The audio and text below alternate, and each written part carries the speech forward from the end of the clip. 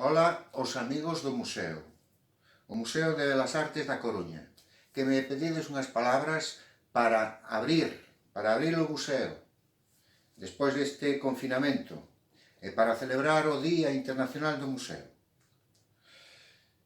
Unhas palabras de algo que me resultase memorable de algunha das exposicións. Podería recordar facilmente as últimas, o legado de Luis Seoane, a través da obra da súa muller, Maruxa, ou a penúltima, creo, unha obra retrospectiva sobre o pintor lalinense Sucasas.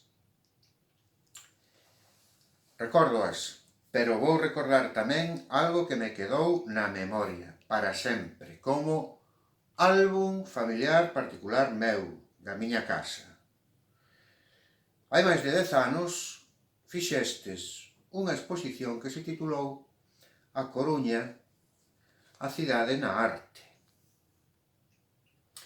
Creo que destes a volta ao mundo, unha volta enteira, polo menos, a busca de toda canta imaxe houvese da cidade da Coruña, en fotos, pinturas, gravados, debuxos.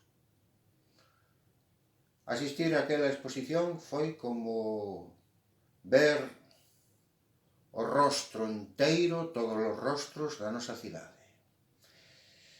Presidido polo faro, pola torre. Afortunadamente, todo iso quedou rexistrado, recollido nun libro.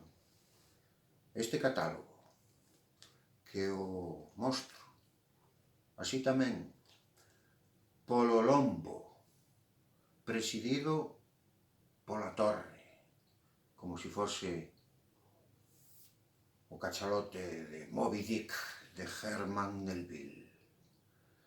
Desde aquelas vexo o voso museo e vexo vos a vos, amigos, como prolongación da miña casa.